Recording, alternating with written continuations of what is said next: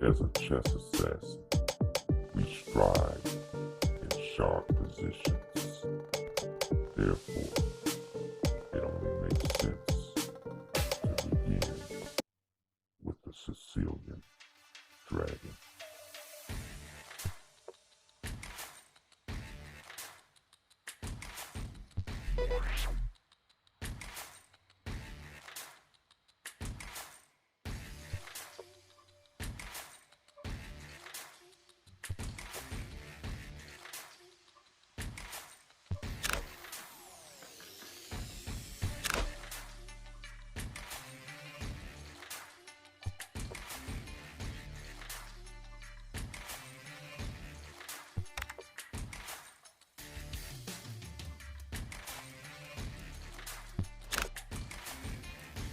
This is the dragon versus the Yugoslav attack. Now in this game, who do you think is going to succeed first? White's attack on the king's side or black's attack on the queen's side?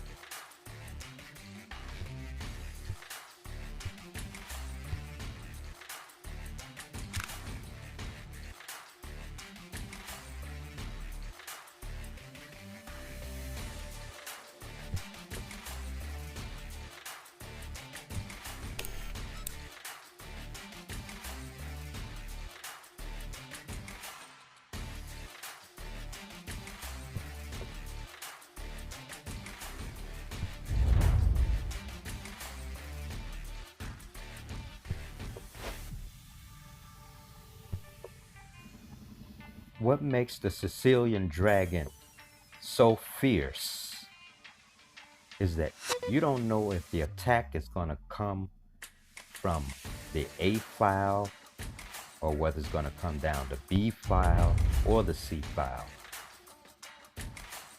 And you definitely want to try to get rid of black's bishop on G7.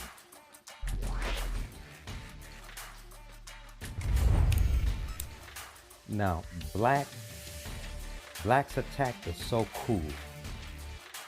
What he's doing is making it appear to attack the C file, when what he's actually doing is he's making a way for the queen to go to the A file. So this is like a deflection move, queen to C7. Because notice the queen could have gone to A5. So this move is psychological, seeing how white is going to defend on the C file and then transfers the queen to the A file. Now the A2 pawn is lost, and plus the B pawn is now attacking the C pawn on C3. And notice how black just is awesome. Now in this next game, you're going to see how white can successfully defend against the dragon. But first, here are a couple of pointers from our princess.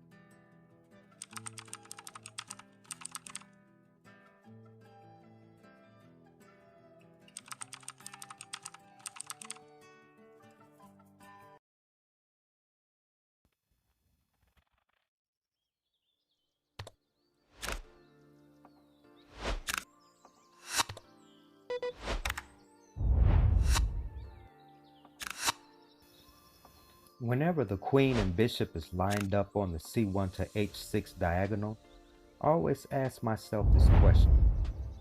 Why don't black just play rook E8 so that when white brings the bishop to H6, black can just simply retreat the bishop to H8, and that way he can preserve his dark square bishop.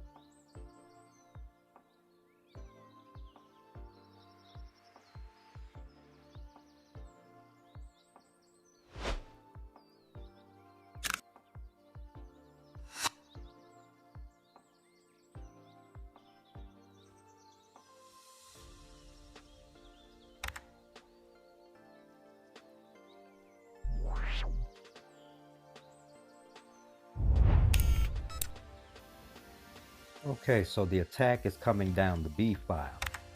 And that is why that dark square bishop is so vital in the dragon.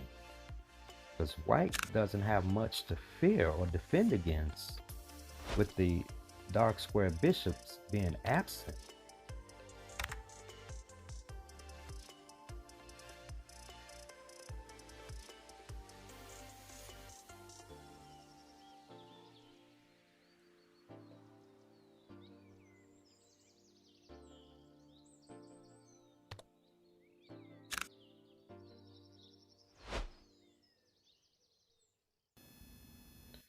But what I do like about black's strategy is that instead of trying to get a minor piece such as a knight to c4, he just simply stakes a pawn there and defends it with the bishop on e6 and a rook on c8.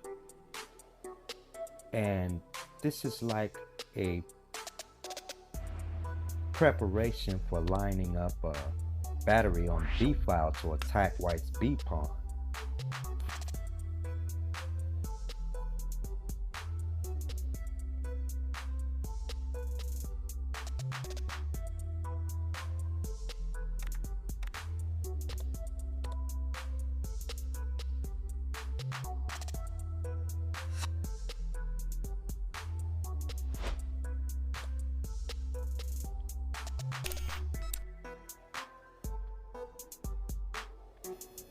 Now coming up shortly, post middle game, end game, you're going to see a highlight of black's pawn structure. Beginning right now.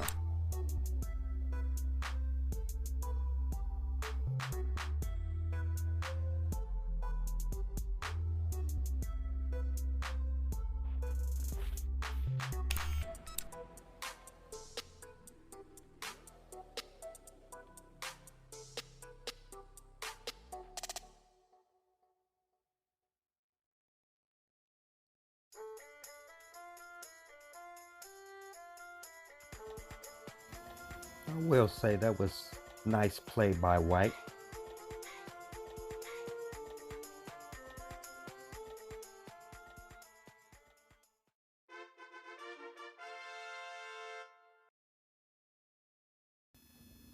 Now this Sicilian Dragon Challenge Part 4 game is going to be a very good illustration of how black can attack on both the A file and the C file at the same time. I encourage you to hit that like button and subscribe, or just share the link to this video, and I highly appreciate you watching.